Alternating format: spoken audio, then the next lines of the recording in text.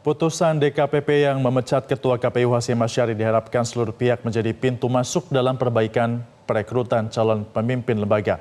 Lalu apa yang harus diperbaiki mengingat terdekat masih berjalan seleksi pemimpin dan juga Dewan Pengawas KPK? Kita akan membahasnya bersama pakar hukum tata negara yang juga mantan Hakim MK, Profesor Marwarar Sihaan.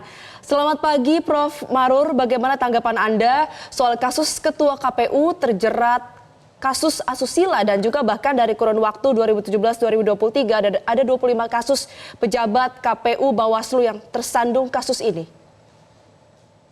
Ya, pertama-tama tentu kita menyambutlah keputusan tentang pemecatan Ketua KPU ini atas alasan moralitas yang sudah bobrok begitu, tetapi banyak tanggapan menganggap itu terlambat masih lebih bagus daripada tidak sama sekali.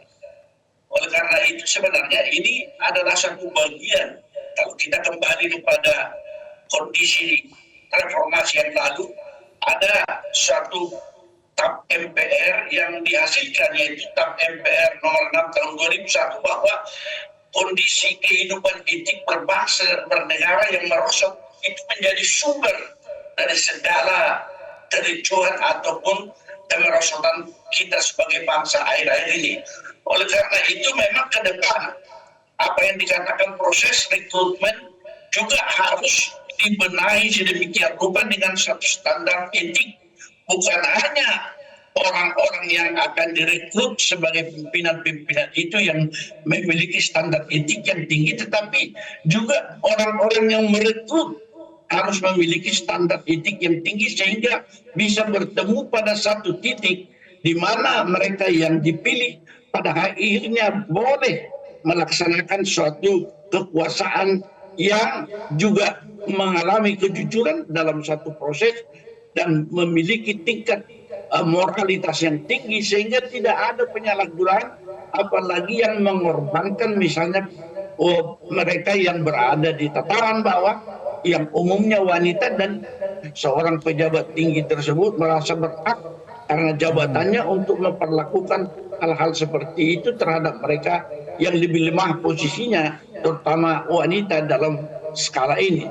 Tentu ini bukan hanya menyangkut masalah kesusilaan, tetapi juga masalah moralitas dan tingkat korupsi yang tinggi itu terjadi karena merosotnya etik berbangsa yang tentunya kita percayakan kepada para pimpinan yang menduduki posisi tertinggi itu memberikan satu contoh dan juga melakukan langkah-langkah pembenahan ke seluruh lini yang ada, sehingga kita tidak hanya berbicara tentang proses rekrutmen untuk mencari yang pejabat yang memiliki moralitas dan standar etik yang tinggi, tetapi juga dalam langkah ketika terjadi suatu penyimpangan juga diharapkan tidak mengalami keterlambatan sehingga dampak daripada apa yang dilakukan itu menjadi suatu contoh yang oleh bawahan dilihat seperti yang kita lihat itu, bahwa beberapa pejabat KPU di daerah juga meniru langkah-langkah itu.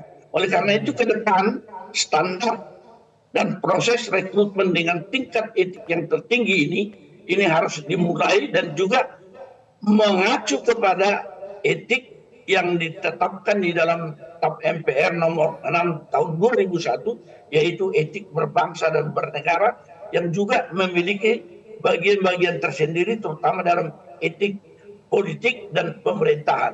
Ini barangkali salah satu hal yang benar-benar harus boleh diterapkan di dalam suatu proses rekrutmen ke depan.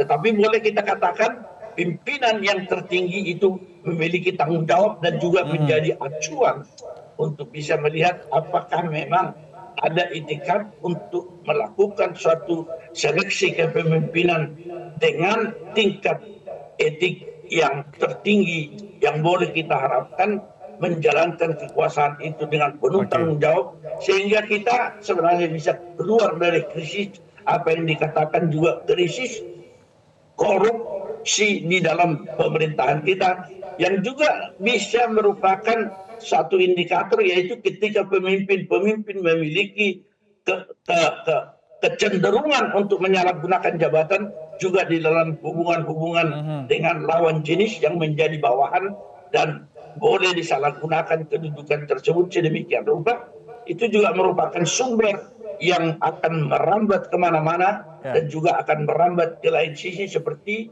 juga korupsi dan ketidakadilan lainnya.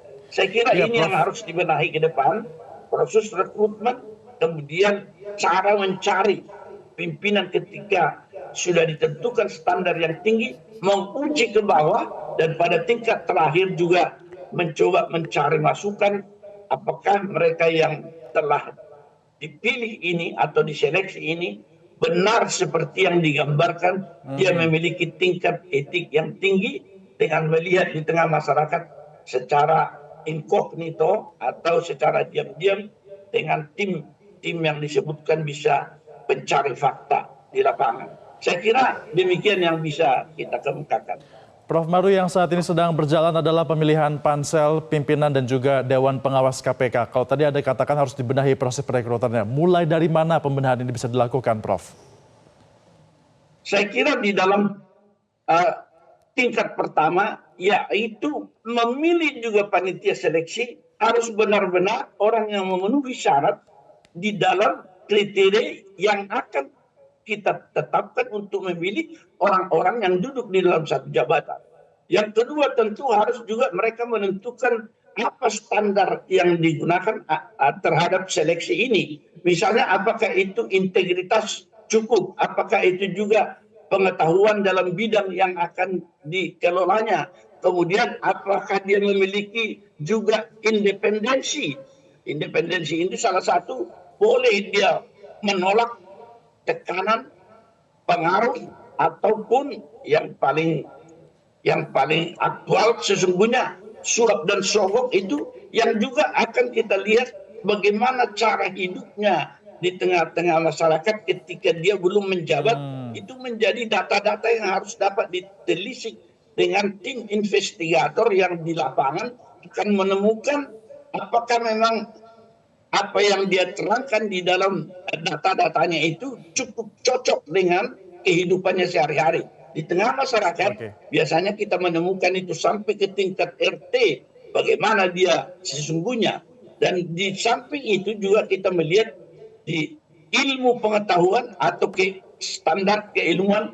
Jadi ada kurang lebih 7 standar yang harus dilalui atau dijalankan oleh mereka yang memegang kewenangan untuk melakukan seleksi.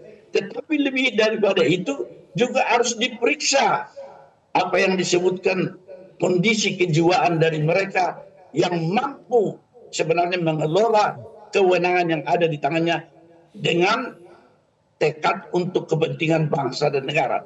Krisis kita di tahun 2021 menurut MPR adalah hilangnya etika berbangsa dan bernegara, terutama oleh para pemimpin. Oleh karena itu, di dalam mengelola dan mencari mereka yang akan duduk di KPK, di Panwas, dan lain sebagainya, tentu kita akan mengacu kepada kondisi ini, yaitu janganlah percaya terhadap seluruh informasi yang ada tanpa cek and recheck sampai ke tingkat dasar, di tingkat masyarakat, sampai ke tingkat RT, bagaimana gaya hidupnya, bagaimana tingkat moralitasnya, dan sampai kepada pencarian ini, tim yang akan mencari juga adalah orang-orang yang benar-benar jujur dan tidak dapat dipengaruhi dengan cara apapun untuk memberikan suatu gambaran yang real, nyata, dan terbaik.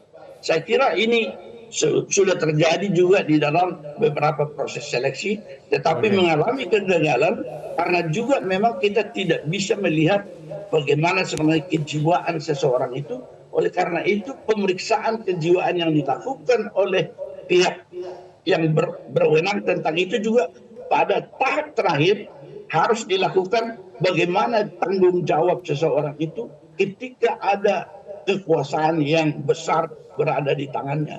Ini menyebabkan banyak orang juga berubah dari karakter sesungguhnya ketika dia berkuasa, dan itu harus ada suatu pengetahuan dari sudut kedokteran kesehatan mental. Saya kira ini yang bisa saya kemukakan. Prof. Maru, kalau kita melihat dari proses seleksi pimpinan, misalnya Ketua KPK, rekam jejaknya ini cukup buruk. Bahkan sejak dia menjadi deputi, banyak hal-hal buruk, kemudian dia akhirnya naik menjadi komisioner dan kemudian terpilih menjadi Ketua KPK. Apakah memang rekam jejak buruk ini tetap bisa lolos menjadi pimpinan KPK? Apakah tim pansel maupun tim sel ini menutup mata atau karena memang merekanya sendiri seperti yang Prof. Maru bilang, etiknya ini kurang baik?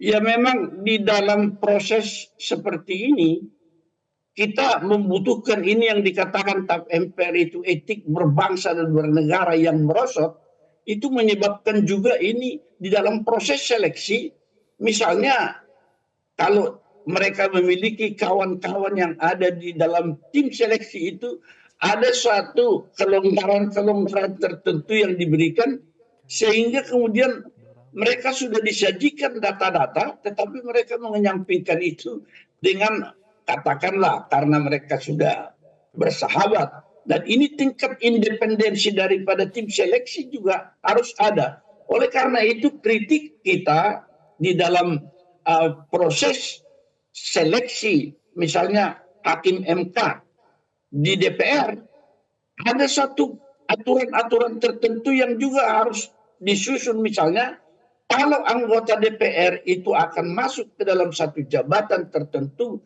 ketika dia masih menjabat di DPR, harus ada aturan yang disebutkan masa tunggu itu. Sama seperti mereka yang sudah dipidana, ingin maju lagi di politik, dia membutuhkan waktu 5 tahun.